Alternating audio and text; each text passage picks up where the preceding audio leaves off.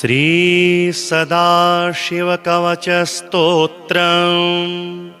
भगवन् देवदेवेश सर्वाम्नाय प्रपूजित सर्वं मे कथितं देव कवचं न प्रकाशितं प्रसादाख्यस्य मन्त्रस्य कवचं मे प्रकाशय सर्वरक्षाकरं देव यदि स्नेहोऽस्ति मां प्रति। श्रीभगवानुवाच प्रासादमन्त्रकवचस्य वामदेवऋषिः पङ्क्तिश्छन्दः सदाशिवो देवता सकलाभीष्टसिद्धये जपे विनियोगः शिरो मे सर्वदा पातु प्रासादाख्यः सदाशिवः षडक्षरस्वरूपो मे वदनं तु महेश्वरः पञ्चाक्षरात्मा भगवान् भुजौ मे परिरक्षतु मृत्युञ्जयस्त्रिबीजात्मा आस्यं रक्षतु मे सदा वटमूलं समासीनो दक्षिणामूर्तिरव्ययः सदा मां सर्वदः पातु षट्त्रिंशार्णस्वरूपधृक् द्वाविंशार्णात्मको रुद्रो दक्षिणः परिरक्षतु त्रिवर्णात्मा नीलकण्ठः कण्ठं रक्षतु सर्वदा चिन्तामणिर्बीजरूपो यर्धनारीश्वरो हरः सदा रक्षतु मे गुह्यं सर्वसम्पत्प्रदायकः एकाक्षरस्वरूपात्मा कूटव्यापी महेश्वरः मार्तण्डभैरवो नित्यं पादौ मे परिरक्षतु तुम्बुराख्यो महाबीज स्वरूपः त्रिपुरान्तकः सदा मां रणभूमौ च रक्षतु त्रिदशाधिपः ऊर्ध्वमूर्धानमीशानो मम रक्षतु सर्वदा दक्षिणास्यं तत्पुरुषः पायान्मे गिरिनायकः अघोराख्यो महादेवः पूर्वास्यं परिरक्षतु वामदेवः पश्चिमास्यं सदा मे परिरक्षतु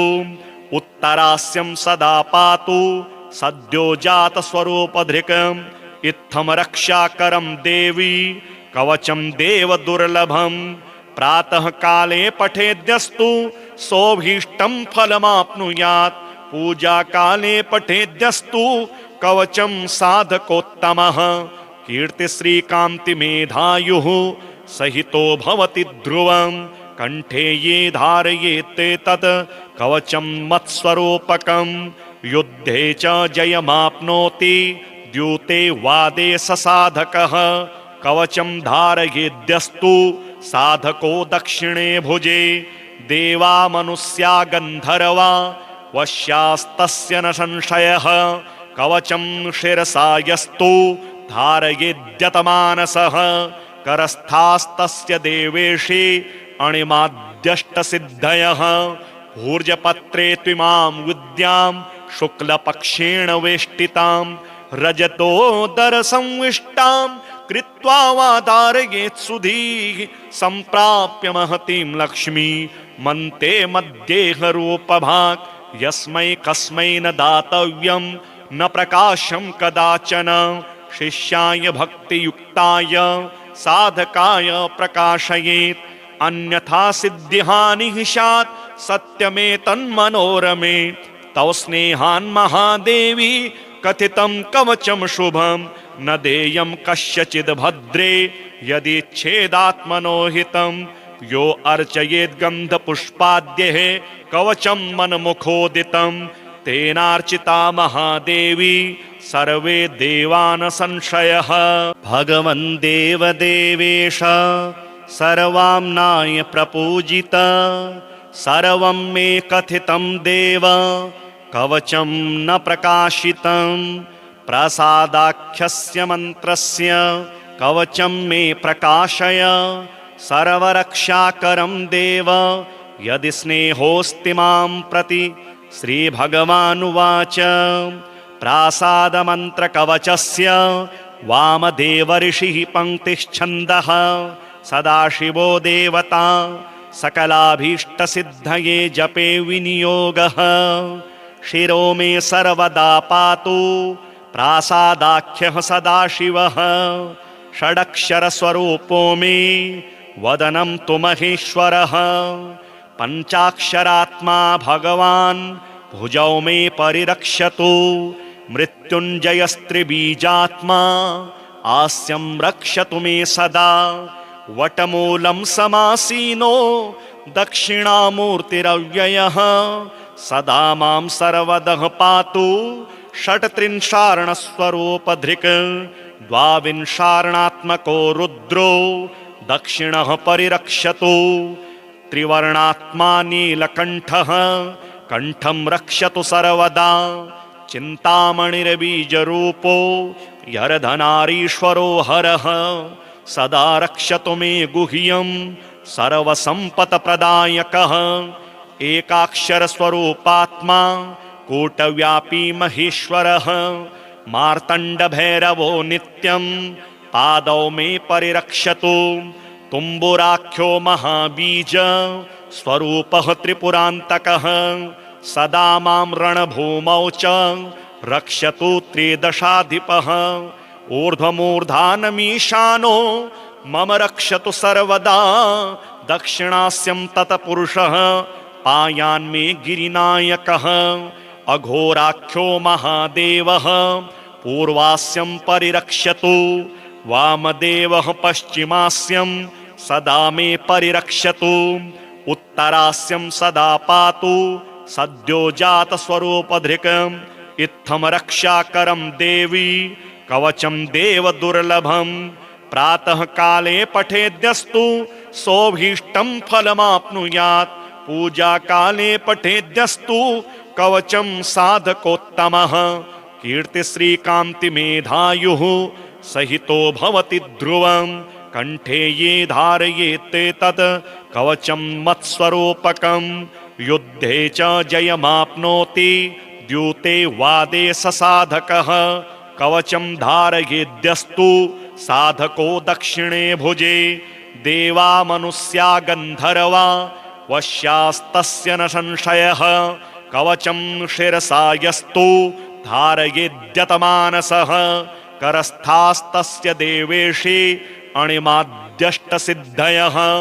भूर्जपत्रे त्विमां विद्यां शुक्लपक्षेण वेष्टितां रजतोदरसंविष्टां कृत्वा वा धारयेत् सुधीः सम्प्राप्य महतीं लक्ष्मी मन्ते मध्येहरूपभाक् यस्मै कस्मै न दातव्यं न प्रकाशं कदाचन शिष्याय भक्तियुक्ताय साधकाय प्रकाशयेत् अन्यथा सिद्धिहानिः स्यात् सत्यमेतन्मनोरमे तव स्नेहान् महादेवी कथितं कवचं शुभं न देयं कस्यचिद् भद्रे यदिच्छेदात्मनो हितं यो अर्चयेत् गन्धपुष्पाद्यैः कवचं मन्मुखोदितं तेनार्चिता महादेवी सर्वे देवान् संशयः भगवन् देवदेवेश सर्वाम्नाय प्रपूजित सर्वं मे कथितं देव कवचं न प्रकाशितं प्रसादाख्यस्य मन्त्रस्य कवचं मे प्रकाशय सर्वरक्षाकरं देव यदि स्नेहोऽस्ति मां प्रति श्रीभगवानुवाच प्रासादमन्त्रकवचस्य वामदेवर्षिः पङ्क्तिश्छन्दः सदाशिवो देवता सकलाभीष्टसिद्धये जपे विनियोगः शिरो मे सर्वदा पातु प्रासादाख्यः सदाशिवः षडक्षरस्वरूपो मे वदनं तु महेश्वरः पञ्चाक्षरात्मा भगवान् भुजौ मे परिरक्षतु मृत्युञ्जयस्त्रिबीजात्मा आस्यं रक्षतु मे सदा वटमूलं समासीनो दक्षिणामूर्तिरव्ययः सदा मां सर्वदः पातु षट्त्रिंशार्णस्वरूपधृक् द्वाविंशार्णात्मको रुद्रो दक्षिणः परिरक्षतु त्रिवर्णात्मा नीलकण्ठः कण्ठं रक्षतु सर्वदा चिन्तामणिर्बीजरूपो यर्धनारीश्वरो हरः सदा रक्षतु मे गुह्यं सर्वसम्पत्प्रदायकः एकाक्षरस्वरूपात्मा कूटव्यापी महेश्वरः मार्तण्डभैरवो नित्यं पादौ मे परिरक्षतु तुम्बुराख्यो महाबीज स्वरूपः त्रिपुरान्तकः सदा मां रणभूमौ च रक्षतु त्रिदशाधिपः ऊर्ध्वमूर्धानमीशानो मम रक्षतु सर्वदा दक्षिणास्यं तत्पुरुषः पायान्मे गिरिनायकः अघोराख्यो महादेवः पूर्वास्यं परिरक्षतु वामदेवः पश्चिमास्यं सदा मे परिरक्षतु उत्तरास्यं सदा पातु सद्यो जातस्वरूपधृकम् इत्थं रक्षाकरं देवी कवचं देवदुर्लभं प्रातः काले पठेद्यस्तु सोऽभीष्टं फलमाप्नुयात् पूजा काले पठेद्यस्तु कवचं साधकोत्तमः कीर्तिश्रीकान्तिमेधायुः सहितो भवति ध्रुवं कंठे ये धारयेते तत् कवचं मत्स्वरूपकं युद्धे च जयमाप्नोति द्यूते वादे ससाधकः कवचं धारयेद्यस्तु साधको दक्षिणे भुजे देवा मनुष्या गन्धर्वा वश्यास्तस्य न संशयः कवचं शिरसा यस्तु धारयेद्यतमानसः करस्थास्तस्य देवेशे अणिमाद्यष्टसिद्धयः ऊर्जपत्रे त्विमां विद्यां शुक्लपक्षेण वेष्टितां रजतोदरसंविष्टां कृत्वा वा धारयेत् सुधीः सम्प्राप्य महतीं लक्ष्मी मन्ते मध्येहरूपभाक् यस्मै कस्मै न दातव्यं न प्रकाशं कदाचन शिष्याय भक्तियुक्ताय साधकाय प्रकाशयेत् अन्यथा सिद्धिहानिः स्यात् सत्यमेतन्मनोरमे तव स्नेहान् महादेवी कथितं कवचं शुभं न देयं कस्यचिद् भद्रे यदिच्छेदात्मनो हितं यो अर्चयेत् गन्धपुष्पाद्यैः कवचं मनमुखोदितं तेनार्चिता महादेवी सर्वे देवान् संशयः भगवन् देवदेवेश सर्वाम्नाय प्रपूजित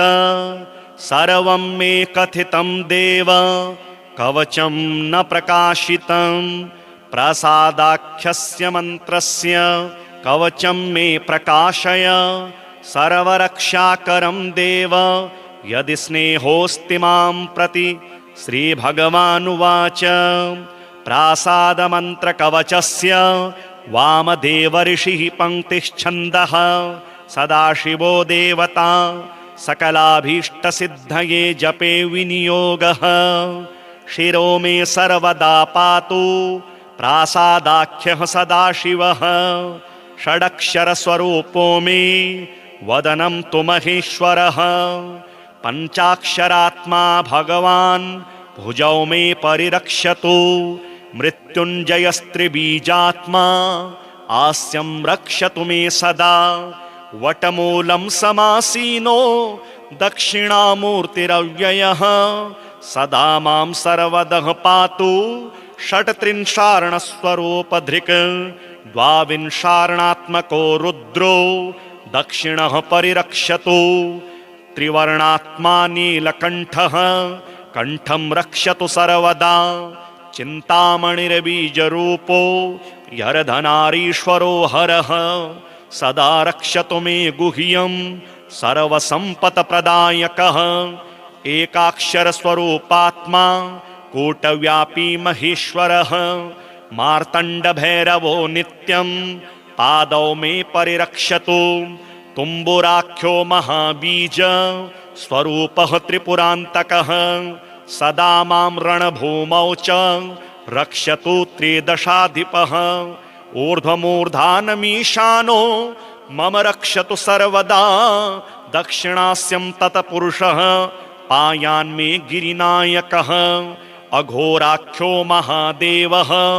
पूर्वास्यं परिरक्षतु, वामदेवः पश्चिमास्यं सदा मे परिरक्षतु, उत्तरास्यं सदा पातु सद्यो जातस्वरूपधृकम्, इत्थं रक्षाकरं देवी कवचं देवदुर्लभम्, प्रातः काले पठेद्यस्तु सोऽभीष्टं फलमाप्नुयात्, पूजा काले पठेद्यस्तु कवचं साधकोत्तमः, कीर्तिश्री कांति मेधायुः सहितो भवति ध्रुवम्, कंठे ये धारयेते तत् कवचं मत्स्वरूपकम्, युद्धे च जयमाप्नोति द्यूते वादे ससाधकः, कवचं धारयेद्यस्तु साधको दक्षिणे भुजे, देवा मनुष्या गन्धर्वा वश्यास्तस्य न संशयः,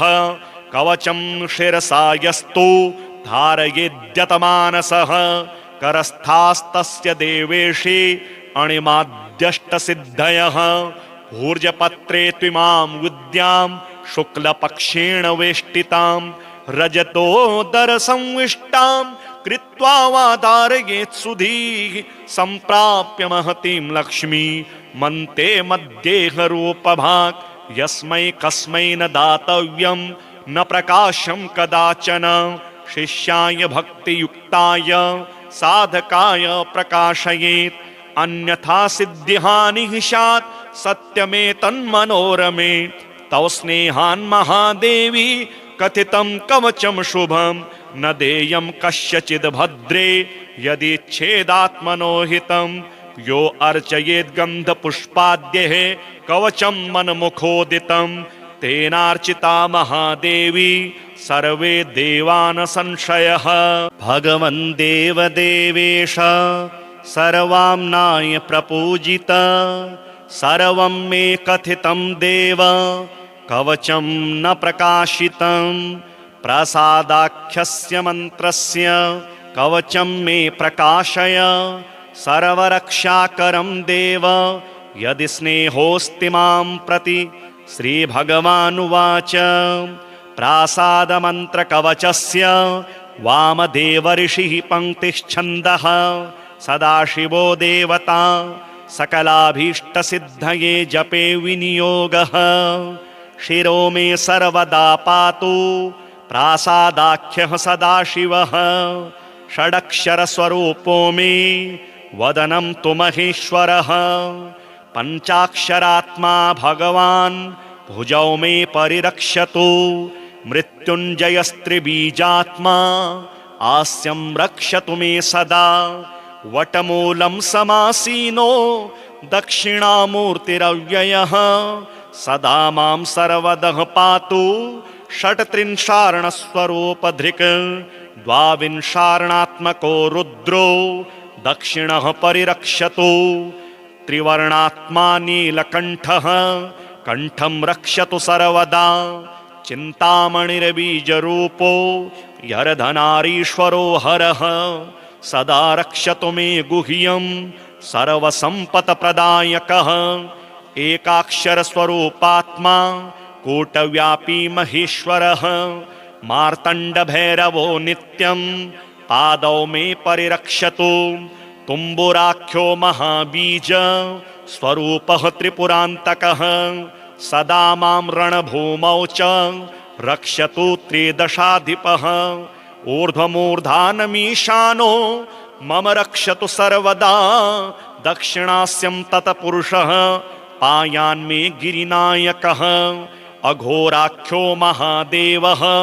पूर्वास्यं परिरक्षतु, वामदेवः पश्चिमास्यं सदा मे परिरक्षतु, उत्तरास्यं सदा पातु सद्यो जातस्वरूपधृकम्, इत्थं रक्षाकरं देवी कवचं देवदुर्लभम्, प्रातः काले पठेद्यस्तु सोऽभीष्टं फलमाप्नुयात्, पूजा काले पठेद्यस्तु कवचं साधकोत्तमः, कीर्तिश्री कांति मेधायुः सहितो भवति ध्रुवम्, कंठे ये धारयेते तत् कवचं मत्स्वरूपकम्, युद्धे च जयमाप्नोति द्यूते वादे ससाधकः, कवचं धारयेद्यस्तु साधको दक्षिणे भुजे देवा मनुष्या गन्धर्वा वश्यास्तस्य न संशयः कवचं शिरसा यस्तु धारयेद्यतमानसः करस्थास्तस्य देवेशे अणिमाद्यष्टसिद्धयः भूर्जपत्रे त्विमां विद्यां शुक्लपक्षेण वेष्टितां रजतोदरसंविष्टां कृत्वा वा धारयेत् सुधीः सम्प्राप्य महतीं लक्ष्मी मन्ते मध्येहरूपभाक् यस्मै कस्मै न दातव्यं न प्रकाशं कदाचन शिष्याय भक्तियुक्ताय साधकाय प्रकाशयेत् अन्यथा सिद्धिहानिः स्यात् सत्यमेतन्मनोरमे तव स्नेहान् महादेवी कथितं कवचं शुभं न देयं कस्यचिद् भद्रे यदिच्छेदात्मनो हितं यो अर्चयेत् गन्धपुष्पाद्यैः कवचं मनमुखोदितं तेनार्चिता महादेवी सर्वे देवान् संशयः भगवन् देवदेवेश सर्वाम्नाय प्रपूजित सर्वं मे कथितं देव कवचं न प्रकाशितं प्रसादाख्यस्य मन्त्रस्य कवचं मे प्रकाशय सर्वरक्षाकरं देव यदि स्नेहोऽस्ति मां प्रति श्रीभगवानुवाच प्रासादमन्त्रकवचस्य वामदेवऋषिः पङ्क्तिश्छन्दः सदाशिवो देवता सकलाभीष्टसिद्धये जपे विनियोगः शिरो मे सर्वदा पातु प्रासादाख्यः सदाशिवः षडक्षरस्वरूपो मे वदनं तु महेश्वरः पञ्चाक्षरात्मा भगवान् भुजौ मे परिरक्षतु मृत्युञ्जयस्त्रिबीजात्मा आस्यं रक्षतु मे सदा वटमूलं समासीनो दक्षिणामूर्तिरव्ययः सदा मां सर्वदः पातु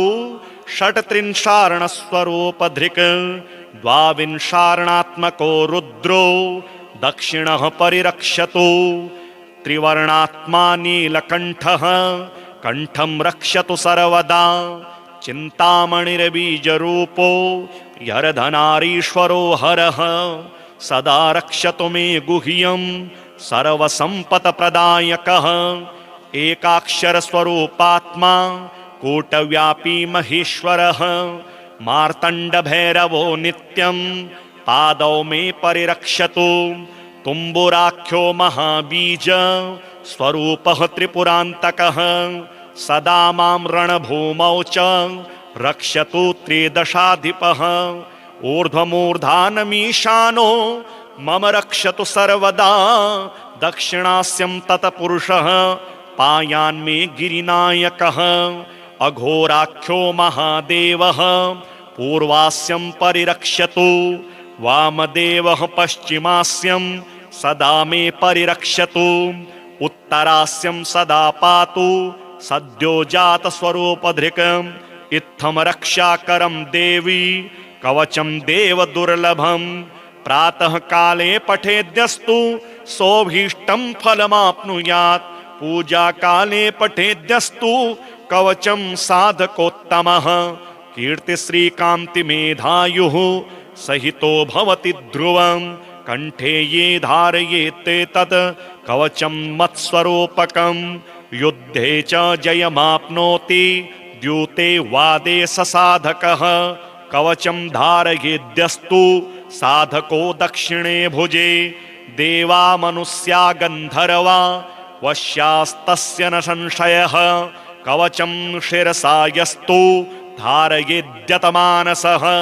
करस्थास्तस्य देवेशे अणिमाद्यष्टसिद्धयः भूर्जपत्रे त्विमां विद्यां शुक्लपक्षेण वेष्टितां रजतोदरसंविष्टां कृत्वा वा धारयेत् सुधीः सम्प्राप्य महतीं लक्ष्मी मन्ते मध्येहरूपभाक् यस्मै कस्मै न दातव्यं न प्रकाशं कदाचन शिष्याय भक्तियुक्ताय साधकाय प्रकाशयेत् अन्यथा सिद्धिहानिः स्यात् सत्यमेतन्मनोरमे तव स्नेहान् महादेवी कथितं कवचं शुभं न देयं कस्यचिद् भद्रे यदिच्छेदात्मनो हितं यो अर्चयेद् गन्धपुष्पाद्यैः कवचं मन्मुखोदितं तेनार्चिता महादेवी सर्वे देवान् संशयः। भगवन् देवदेवेश सर्वाम्नाय प्रपूजित सर्वं मे कथितं देव कवचं न प्रकाशितं प्रसादाख्यस्य मन्त्रस्य कवचं मे प्रकाशय सर्वरक्षाकरं देव यदि स्नेहोऽस्ति मां प्रति। श्रीभगवानुवाच प्रासादमन्त्रकवचस्य वामदेवऋषिः पङ्क्तिश्छन्दः सदाशिवो देवता सकलाभीष्टसिद्धये जपे विनियोगः शिरो मे सर्वदा पातु प्रासादाख्यः सदाशिवः षडक्षरस्वरूपो मे वदनं तु महेश्वरः पञ्चाक्षरात्मा भगवान् भुजौ मे परिरक्षतु मृत्युञ्जयस्त्रिबीजात्मा आस्यं रक्षतु मे सदा वटमूलं समासीनो दक्षिणामूर्तिरव्ययः सदा मां सर्वदः पातु षट्त्रिंशार्णस्वरूपधृक् द्वाविंशार्णात्मको रुद्रो दक्षिणः परिरक्षतु त्रिवर्णात्मा नीलकण्ठः कण्ठं रक्षतु सर्वदा चिन्तामणिर्बीजरूपो यर्धनारीश्वरो हरः सदा रक्षतु मे गुह्यं सर्वसम्पत्प्रदायकः एकाक्षरस्वरूपात्मा कूटव्यापी महेश्वरः मार्तण्डभैरवो नित्यं पादौ मे परिरक्षतु तुम्बुराख्यो महाबीज स्वरूपः त्रिपुरान्तकः सदा मां रणभूमौ च रक्षतु त्रिदशाधिपः ऊर्ध्वमूर्धानमीशानो मम रक्षतु सर्वदा दक्षिणास्यं तत्पुरुषः पायान्मे गिरिनायकः अघोराख्यो महादेवः पूर्वास्यं परिरक्षतु वामदेवः पश्चिमास्यं सदा मे परिरक्षतु उत्तरास्यं सदा पातु सद्यो जातस्वरूपधृकम् इत्थं रक्षाकरं देवी कवचं देवदुर्लभं प्रातः काले पठेद्यस्तु सोऽभीष्टं फलमाप्नुयात् पूजा काले पठेद्यस्तु कवचं साधकोत्तमः कीर्तिश्रीकान्तिमेधायुः सहितो भवति ध्रुवं कंठे ये धारयेते तत् कवचं मत्स्वरूपकं युद्धे च जयमाप्नोति द्यूते वादे ससाधकः कवचं धारयेद्यस्तु साधको दक्षिणे भुजे देवा मनुष्या गन्धर्वा वश्यास्तस्य न संशयः कवचं शिरसा यस्तु धारयेद्यतमानसः करस्थास्तस्य देवेशे अणिमाद्यष्टसिद्धयः ऊर्जपत्रे त्विमां विद्यां शुक्लपक्षेण वेष्टितां रजतोदरसंविष्टां कृत्वा वा धारयेत् सुधीः सम्प्राप्य महतीं लक्ष्मी मन्ते मध्येहरूपभाक् यस्मै कस्मै न दातव्यं न प्रकाशं कदाचन शिष्याय भक्तियुक्ताय साधकाय प्रकाशयेत् अन्यथा सिद्धिहानिः स्यात् सत्यमेतन्मनोरमे तव स्नेहान् महादेवी कथितं कवचं शुभं न देयं कस्यचिद् भद्रे यदिच्छेदात्मनो हितं यो अर्चयेद् गन्धपुष्पाद्यैः कवचं मन्मुखोदितं तेनार्चिता महादेवी सर्वे देवान् संशयः। भगवन् देवदेवेश सर्वाम्नाय प्रपूजित सर्वं मे कथितं देव कवचं न प्रकाशितं प्रसादाख्यस्य मन्त्रस्य कवचं मे प्रकाशय सर्वरक्षाकरं देव यदि स्नेहोऽस्ति मां प्रति। श्रीभगवानुवाच प्रासादमन्त्रकवचस्य वामदेवऋषिः पङ्क्तिश्छन्दः सदाशिवो देवता सकलाभीष्टसिद्धये जपे विनियोगः शिरो मे सर्वदा पातु प्रासादाख्यः सदाशिवः षडक्षरस्वरूपो मे वदनं तु महेश्वरः पञ्चाक्षरात्मा भगवान् भुजौ मे परिरक्षतु मृत्युञ्जयस्त्रिबीजात्मा आस्यं रक्षतु मे सदा वटमूलं समासीनो दक्षिणामूर्तिरव्ययः सदा मां सर्वदः पातु षट्त्रिंशार्णस्वरूपधृक् द्वाविंशार्णात्मको रुद्रो दक्षिणः परिरक्षतु त्रिवर्णात्मा नीलकण्ठः कण्ठं रक्षतु सर्वदा चिन्तामणिर्बीजरूपो यर्धनारीश्वरो हरः सदा रक्षतु मे गुह्यं सर्वसम्पत्प्रदायकः एकाक्षरस्वरूपात्मा कूटव्यापी महेश्वरः मार्तण्डभैरवो नित्यं पादौ मे परिरक्षतु तुम्बुराख्यो महाबीज स्वरूपः त्रिपुरान्तकः सदा मां रणभूमौ च रक्षतु त्रिदशाधिपः ऊर्ध्वमूर्धानमीशानो मम रक्षतु सर्वदा दक्षिणास्यं तत्पुरुषः पायान्मे गिरिनायकः अघोराख्यो महादेवः पूर्वास्यं परिरक्षतु वामदेवः पश्चिमास्यं सदा मे परिरक्षतु उत्तरास्यं सदा पातु सद्यो जातस्वरूपधृक् इत्थं रक्षाकरं देवी कवचं देवदुर्लभं प्रातः काले पठेद्यस्तु सोऽभीष्टं फलमाप्नुयात् पूजा काले पठेद्यस्तु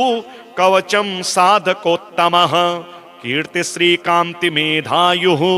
सहितो भवति ध्रुवं कंठे ये धारयेत् तत् कवचं मत्स्वरूपकं युद्धे च जयमाप्नोति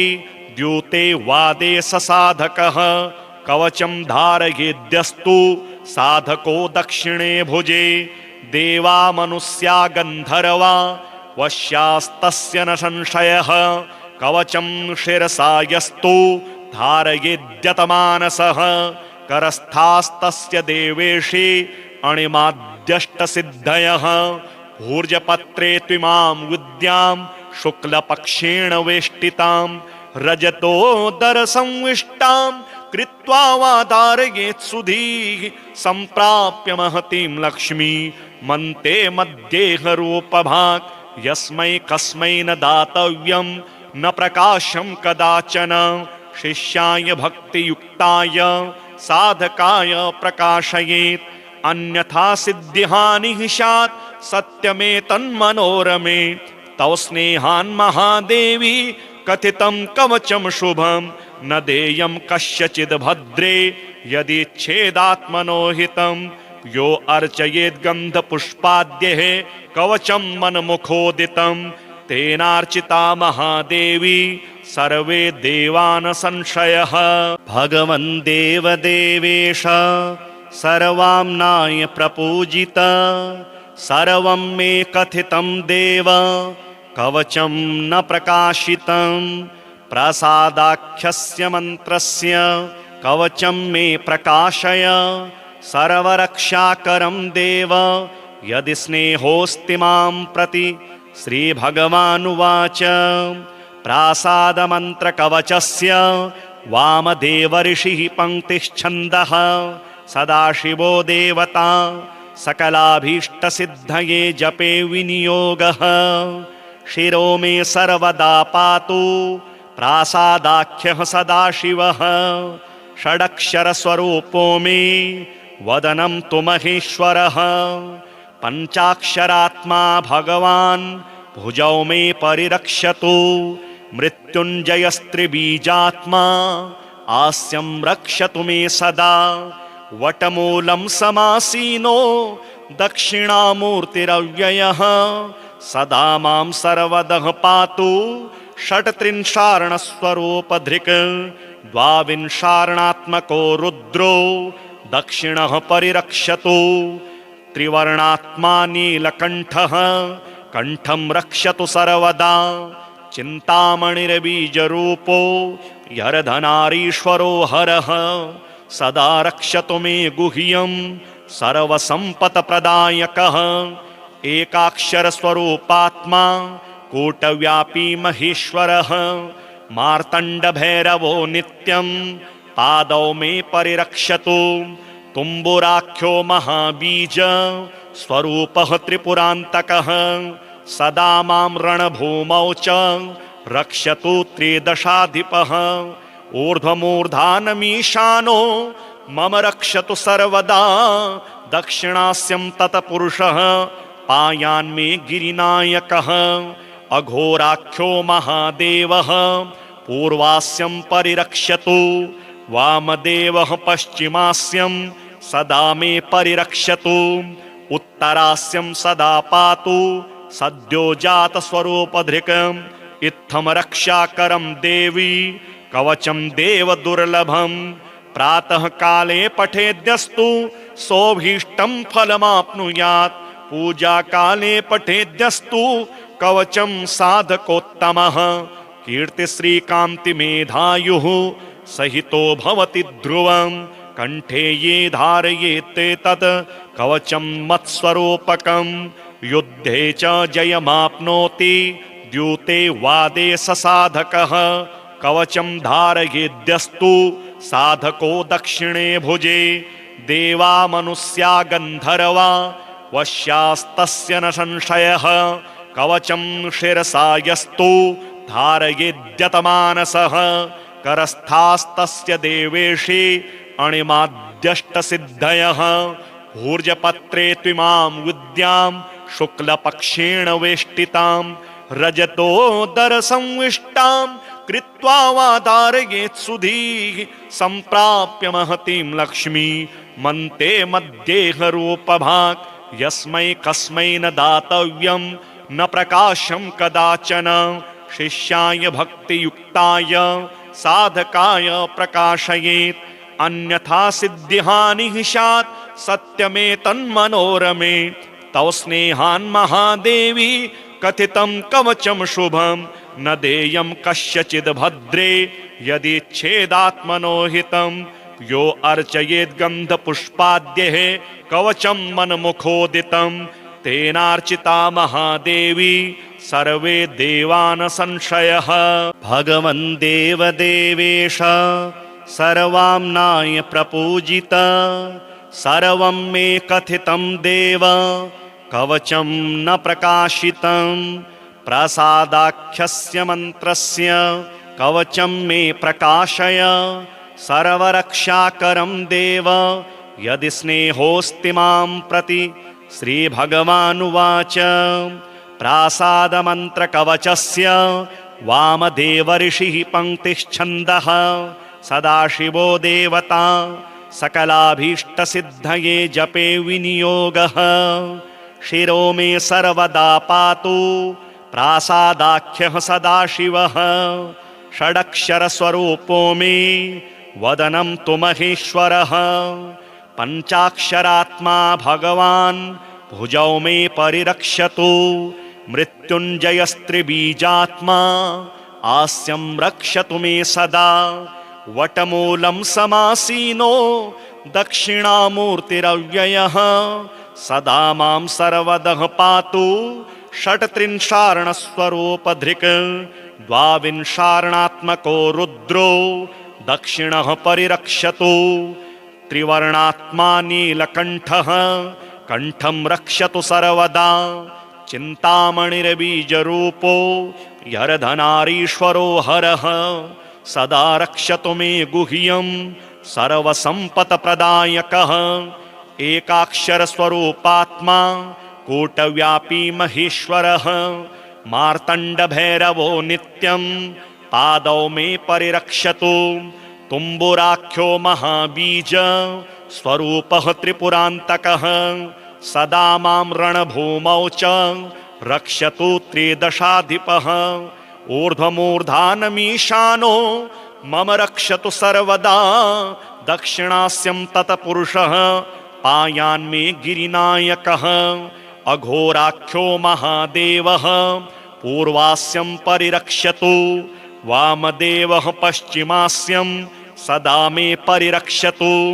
उत्तरास्यं सदा पातु सद्यो जात स्वरूपधृकम् इत्थं रक्षाकरं देवी कवचं देव दुर्लभं प्रातः काले पठेद्यस्तु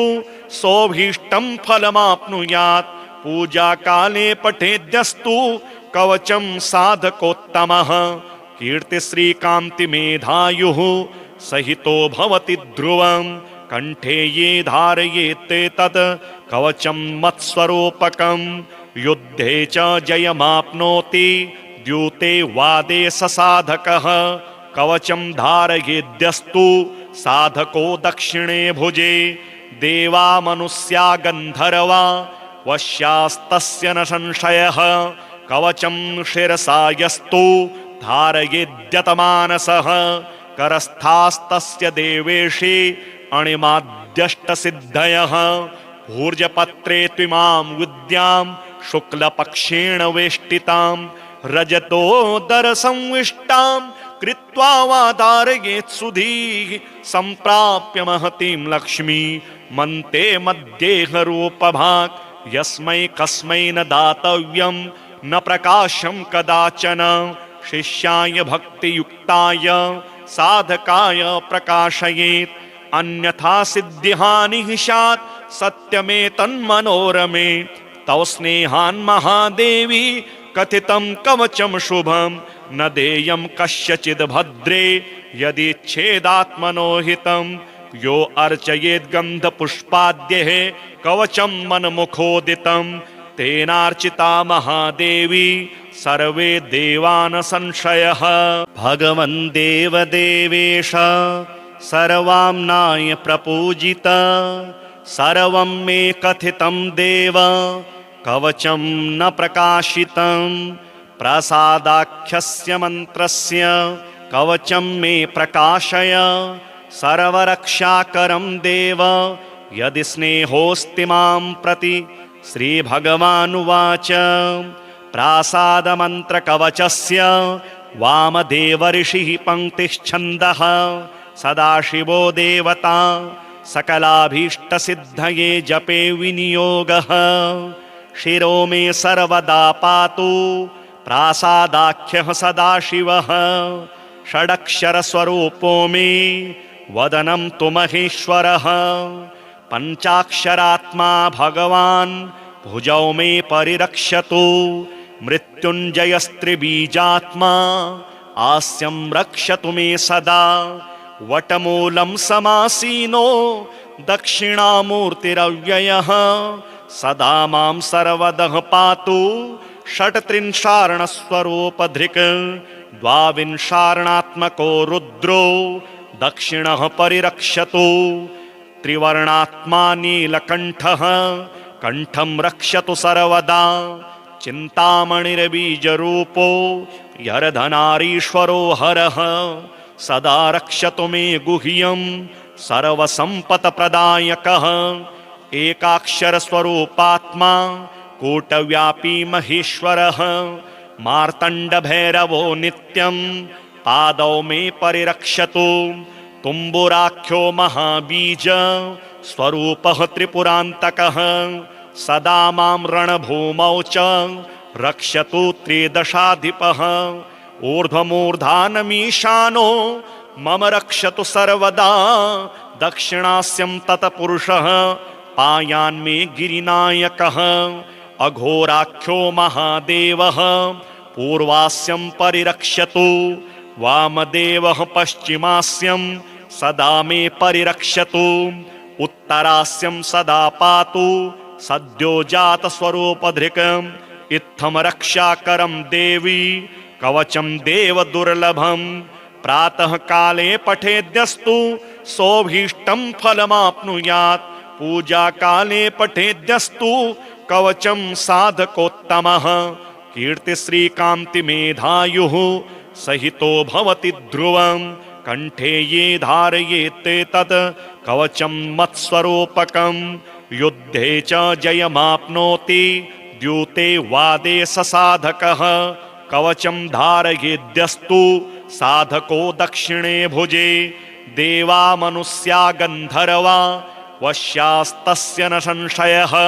कवचं शिरसा यस्तु धारयेद्यतमानसः करस्थास्तस्य देवेशे अणिमाद्यष्टसिद्धयः ऊर्जपत्रे त्विमां विद्यां शुक्लपक्षेण वेष्टितां रजतोदरसंविष्टां कृत्वा वा धारयेत् सुधीः सम्प्राप्य महतीं लक्ष्मी मन्ते मध्येहरूपभाक् यस्मै कस्मै न दातव्यं न प्रकाशं कदाचन शिष्याय भक्तियुक्ताय साधकाय प्रकाशयेत् अन्यथा सिद्धिहानिः स्यात् सत्यमेतन्मनोरमे तव स्नेहान् महादेवी कथितं कवचं शुभं न देयं कस्यचिद् भद्रे यदिच्छेदात्मनो हितं यो अर्चयेत् गन्धपुष्पाद्यैः कवचं मन्मुखोदितं तेनार्चिता महादेवी सर्वे देवा न संशयः भगवन् देवदेवेश सर्वाम्नाय प्रपूजित सर्वं मे कथितं देव कवचं न प्रकाशितं प्रसादाख्यस्य मन्त्रस्य कवचं मे प्रकाशय